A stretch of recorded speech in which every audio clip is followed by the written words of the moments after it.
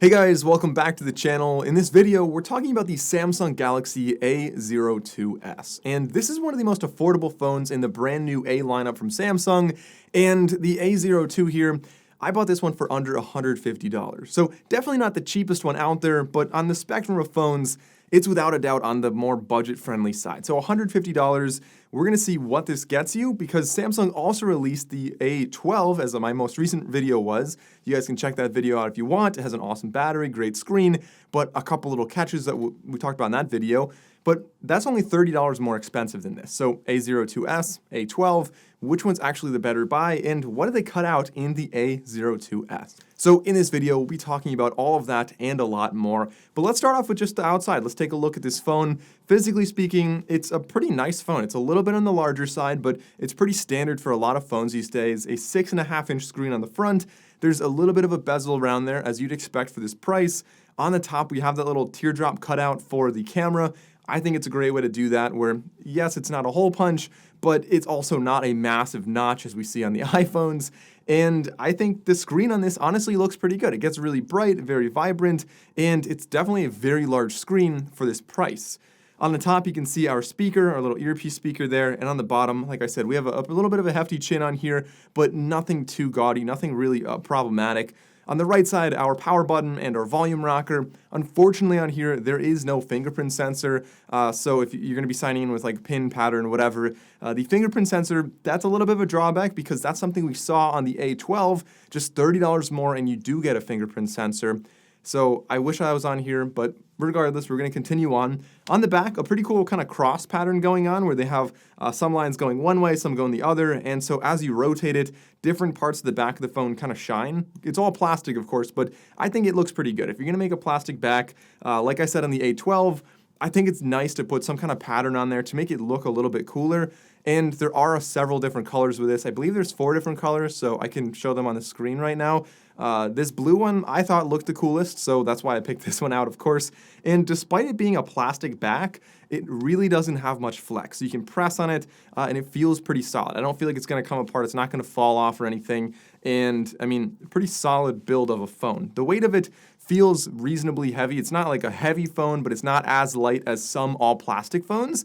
And I think, just like the A12, a lot of reasoning for that is because we have a very large battery in here. One of the big positives with the A02s is that this has a 5,000 milliamp hour battery, so I mean, just for reference, guys, that is bigger than a lot of flagship phones. It's bigger than the Galaxy S21, the S21 Plus.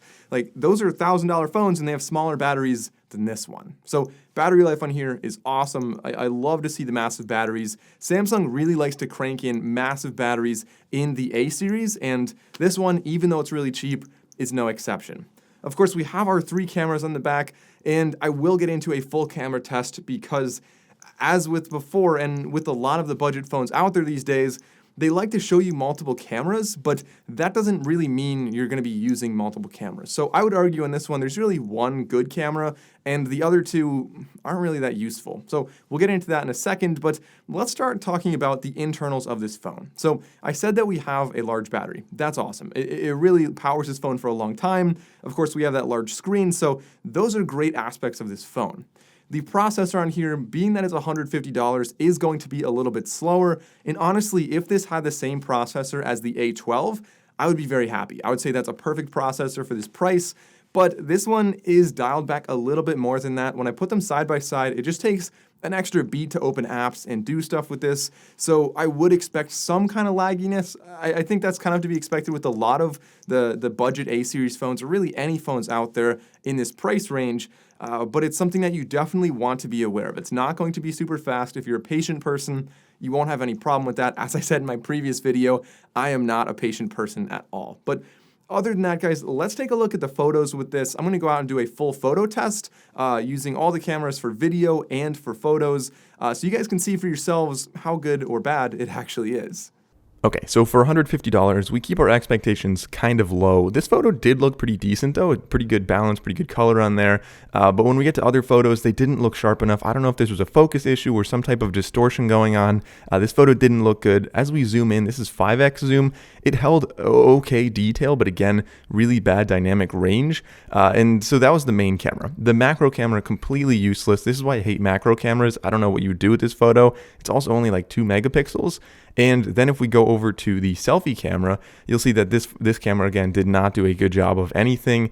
Really, really bad contrast there. Here I looked super washed out, really pale, no skin tone there, and the sky was completely blown out. Now, portrait mode, however, on the rear-facing camera honestly looked pretty decent. So the rear camera was kind of impressive for this phone. All right, guys, so here is the video on the rear camera, and as you can see, it doesn't do a great job with dynamic range. The sky's a little blown out, and you have some extremely dark shadows there. You can leave a comment and let me know what you think about the sound with this, the audio quality, and we're gonna see, this is what it sounds like if I'm in front of the camera. So again, we don't have a microphone here, but you should have the top and bottom microphones would be capturing the audio here. So let me know how this sounds. Again, the color and the overall sharpness of this is not the best, but it's kind of to be expected for a $150 phone. It does a decent job, but let's try out the selfie camera now. Okay, so the selfie camera, again, very shaky. The sun's really bright, so that is actually really hard shadows there. It's totally washed out on this side of my face. That's a little bit, I can't really blame the camera because it is actually really bright out, but very shaky, like I said, and it's also pretty cropped in. Like, I have to reach my arm really far, and it's still like just my face on the screen. And guys, just a side note, I mentioned I reviewed the Galaxy A12, but I'll also be reviewing a bunch of other budget phones in the A series, so if you guys want to see more videos just like this one, definitely go down and click the subscribe button and the bell icon so you don't miss those. Now, looking on the bottom of this phone, we have a speaker on one side next to the USB Type-C port. That is for charging, data transfer, everything you're doing with this. And the good thing is this phone does come with a charging brick and with a charging cable from USB Type-A to Type-C.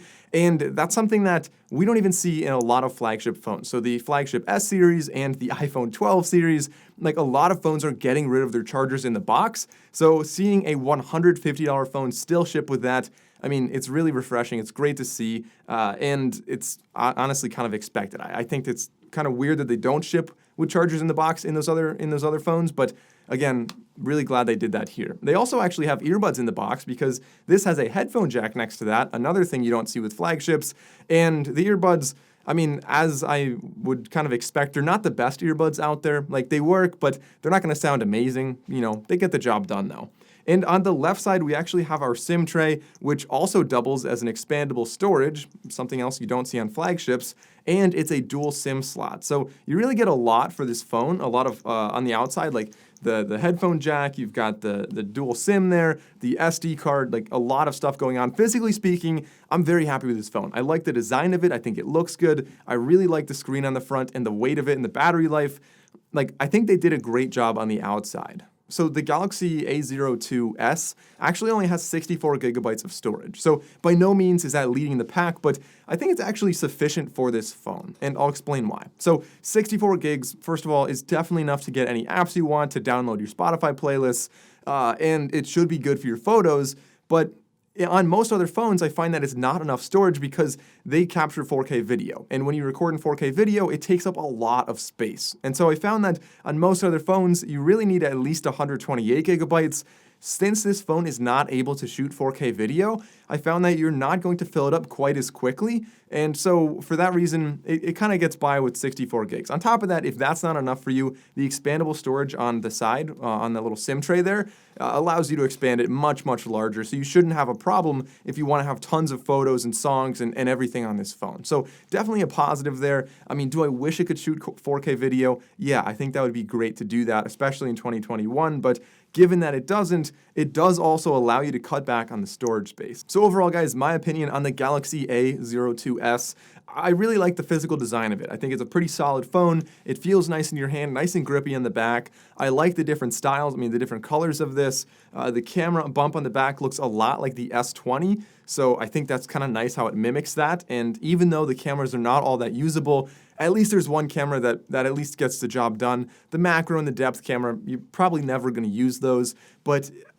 I guess the positive of having them is that it does give you the aesthetic of maybe an S20 or an S20 FE, so it looks like a much more expensive phone. I also like the display on here. Large display, large battery, and it's a surprisingly good display for this price. So you're getting great battery, great display, great build quality on this, and the compromise is, of course, you're going to have a slower processor and you don't have a fingerprint sensor. So when it comes down to it, this phone, if it's on some kind of great sale, you should definitely get it. But if you can afford the extra $25 or $30 to get the A12, in general, I would say the A12 is a substantially better phone because you do have that extra lens, the ultra-wide lens. And even though it wasn't my favorite lens out there, it is still nice to be able to capture those ultra-wide shots if you're in a small space or if there's just so much to see that you want to capture in one photo.